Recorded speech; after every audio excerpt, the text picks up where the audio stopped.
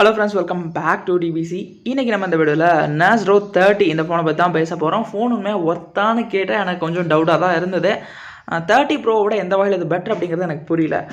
சரி, அப்படி என்ன தான் ஸ்பெக்ஸ் எடுத்துகிட்டு வந்திருக்காங்க, என்ன ப்ரைஸிங்க்கு எடுத்துகிட்டு வந்திருக்காங்க, என்ன நல்லா இருக்குது, என்ன நல்லா இல்லை, அது எல்லாத்தையுமே இந்த வீடியோவில் டிஸ்கஸ் பண்ணுவோம். வாங்க வீடியோக்குள்ளே போயிடலாம்.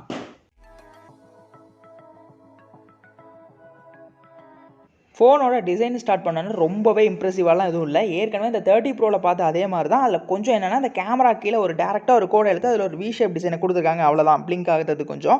வெயிட்டை பொறுத்த வரைக்கும் 192 கிராம், திக்னஸ் 9.4 மில்லிமீட்டருக்கு. மற்றபடி பிளேஸ்மெண்ட்ஸில் பார்த்தோம் அப்படின்னா, பாட்டமில் டைப் சி போர்ட், உங்களுக்கு இன்டர்னல் ஸ்பீக்கர்ஸ், அதுக்கடுத்து ஹெட்ஃபோன் ஜாக்கை மிஸ் பண்ணாமல் எடுத்துகிட்டு வந்திருக்காங்க. ஃபோன் கொஞ்சம் பெருசு அப்படிங்கிற ஃபீலிங் கண்டிப்பாக இருக்கும், ஏன்னா பெருசு தான். அதுக்கடுத்து ஃபோனோட டிஸ்பிளே வரைக்கும் வந்தோம் அப்படின்னா, டிஸ்பிளே நல்லா தான் இருந்தது. 90 ஹெட்ஸ்க்கான ரெஃப்ரெஷ் ரேட் இருக்கக்கூடிய ஒரு டிஸ்பிளே. ஆமாம், 90 ஹெட்ஸ் தான் கொடுத்துருக்காங்க. மற்றபடி பார்த்தோம் அப்படின்னா 6.5 இன்ச் இருக்கக்கூடிய ஐபிசி எல்சிடி பேனல் எடுத்து வந்திருக்காங்க. முதலே சொன்ன மாதிரி 90 ஹெட்ஸ்க்கான ரெஃப்ரெஷ் ரேட், 20:9 ஆஸ்பெக்ட் ரேஷியோவில் ஸ்க்ரீன் இருக்குது. 500 நிட்ஸ்க்கான பீக் பிரைட்னஸ் லெவல் கொடுத்துருக்காங்க. ஓரளவுக்கு ஆவரேஜான டிஸ்பிளே அப்படின்னு சொல்லுவேன். ரொம்ப பெட்டர்னு சொல்கிறதுக்கு இல்லை. பார்க்கும்போதே உங்களுக்கு தெரியும், இது ஒரு பஞ்ச் ஹோல் கேமரா இருக்கக்கூடிய டிஸ்பிளே. நல்லா தான் இருந்தது. பெசல்ஸ் கொஞ்சம் சின்னதாக இருந்தது. அந்த கேமரா பிளேஸ்மெண்ட் மட்டும் கொஞ்சம் பெருசாக இருந்தது அப்படின்னு தோணுச்சு. செக்மெண்ட்டில் ஓகேன்னு சொல்கிற அளவுக்கான ஒரு டிஸ்பிளே, ரொம்ப பெட்டர்னு சொல்ல முடியாது. இந்த ப்ரைஸ்க்கு ஒர்த்துன்னு நான் சொல்ல மாட்டேன். அதுக்கடுத்து அப்படியே வந்தீங்க அப்படின்னா, இதோட கேமராஸ் பொறுத்த வரைக்கும் ஆக்சுவலாக 3 கேமரான்னு சொல்கிறாங்க. நான் என்னை பொறுத்த வரைக்கும் நான் ஒரு கேமரா அப்படின்னு தான் சொல்லுவேன். எனக்கு தெரிஞ்ச அங்கே ஒரு கேமரா தான் உருப்படியாக இருந்தது அப்படிங்கிறது தான் உண்மை. ஏன்னா கணக்கு சொல்கிறக்காக 2 கேமரா எக்ஸ்ட்ரா இருக்குது.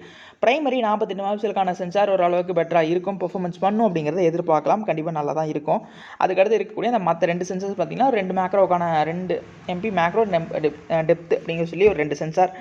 அது ஏதோ கொண்டு வந்துருக்காங்க. கணக்கு ஒரு திருஷ்டி போட்டால் இருந்துட்டு போட்ட 3 கேமரா இருக்குது ஃபோனில் அப்படிங்கிறத நினச்சிக்கோங்க. ஃப்ரண்ட்டில் ஒரு 16 மெகாபிக்சலுக்கான செல்ஃபி கேமரா, இது கொஞ்சம் நல்லா பண்ணியிருந்தாங்க. குறைச்சிருந்தாங்கன்னா கண்டிப்பாக நல்லா இருந்திருக்காது. இது ஒர்த்து தான். நான் பெரிய ப்ரைஸிங்லேயே வந்து அந்த கேமரா தான் கொடுக்குறாங்க. இங்கே அது நல்லா தான் இருந்தது.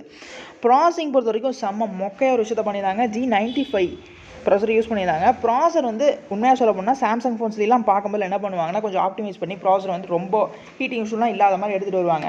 ஆனால் ரியல்மியில் பார்த்திங்க அப்படின்னா, அந்த ஹீட்டிங் இஷ்யூஸ் எப்பயும் பார்த்துட்டு இருக்கும். அது இந்த சிப்செட்டை எடுத்துகிட்டு வராங்கன்னா, கேம் பர்ஃபார்மிங்கெல்லாம் போகும்போது என்ன லெவலில் ஹீட் ஆகும் அப்படிங்கிறது கண்டிப்பாக தெரியல. சப்போஸ் எதாவது அதுக்கு மாற்றி எதாவது ஏற்பாடு பண்ணியிருக்காங்களா அப்படிங்கிறதும் கரெக்டாக தெரியல. ஃபோன் கை கிடச்சுன்னா கண்டிப்பாக வந்து நான் உங்களுக்கு அதை ரிவ்யூ பண்ணி எக்ஸ்பீரியன்ஸ் எப்படி இருக்குங்கிறத சொல்கிறேன். மற்றபடி ஆண்ட்ராய்டு 11 Realme UIயில் 2.0 ரன் ஆகுது. CPU ஆக்டோகோர் GPU மாலி G76 MC9 எடுத்துகிட்டு வராங்க. டே டு டே பர்ஃபார்மன்ஸுக்கு ஓரளவுக்கு நல்லாயிருக்கும் அப்படிங்கிறது தான் என்னோட ஒப்பீனியன். வேரியண்ட்டை பொறுத்த வரைக்கும் இங்கே 4GB 6GBன்னு 2 வேரியண்ட் எடுத்துகிட்டு வராங்க. ஸ்டோரேஜ் காமன் தான். 6GB 64GBக்கான ஸ்டோரேஜ் அந்த மாதிரியான ஒரு காமனில்.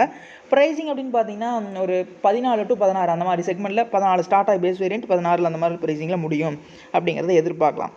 பேட்டரியை பொறுத்த வரைக்கும் இங்கே வந்து அதில் குறை வைக்கல, ஃபுல்ஃபில்லாக தான் பண்ணியிருக்காங்க. 5000 mAhக்கான ஒரு மேசிவ் பேட்டரியை கொடுத்துருக்காங்க. அது ஒரு நல்ல விஷயம். அதை சார்ஜ் பண்ணுறதுக்கும் இந்த ஃபாஸ்ட் சார்ஜிங்கிற விஷயம் 30 வாட்ஸ்க்கான ஃபாஸ்ட் சார்ஜிங் பாக்ஸில் இன்க்ளூட் பண்ணியிருக்காங்க. இது ஓரளவுக்கு ஆவரேஜாக நல்லா இருந்தது அப்படின்னு தான் சொல்லுவேன். பெட்டர் அப்படின்னே சொல்லலாம். இப்போ இந்த ஃபோனை பற்றி பெருசாக பேசுறதுக்கு ஒன்றும் இல்லைங்க. கொஞ்சம் மொக்கையான ஸ்பெக்ஸ் தான் பார்த்தேன். ரொம்ப பெட்டர்னு சொல்ல முடியாது. ஏன்னா ப்ரைஸிங்லேயும் பார்த்தா Realme narzo 30 வந்து ப்ரைஸிங் இதே ப்ரைஸிங் தான். ஆனால் இன்னும் நல்ல ஸ்பெக்ஸ் இருந்தது. அந்த வகையில் பார்க்கும்போது ஒருவேளை அந்த Realme narzo 30யோட அந்த ஃபோனோட சேல்ஸை வந்து பூஸ்ட் பண்ணணும் அப்படிங்கிறதுக்காக அந்த ஃபோன் எடுத்துகிட்டு வந்தாங்களா அப்படிங்கிறது தெரியல. என்னை பொறுத்த வரைக்கும் நான் அந்த ஃபோனை ரெஃபர் பண்ண மாட்டேன். வாங்குறதுக்கு கண்டிப்பாக ரெஃபர் பண்ணவே மாட்டேன். இந்த வீடியோவை பற்றின உங்களோட ஒப்பீனியனை மறக்காமல் கமெண்ட்டில் சொல்லுங்கள். இந்த வீடியோ பிடிச்சிருந்ததுன்னா மறக்காம ஒரு லைக் கொடுத்துங்க. அடுத்த வீடியோவில் சந்திப்போம்.